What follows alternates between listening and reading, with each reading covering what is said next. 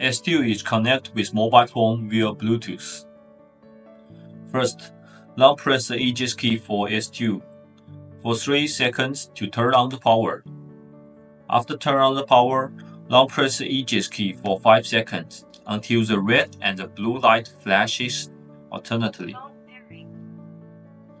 Then, enter the pairing mode. Open the Bluetooth of your core cell phone. Find the S2 in the list of available devices.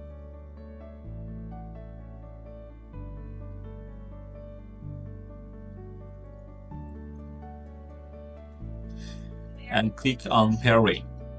After successful connection, you can control the music of the cell phone and control the incoming calls of your cell phone, listening to navigation, reply the last number, wake up the voice assistant of your cell phone, and other functions.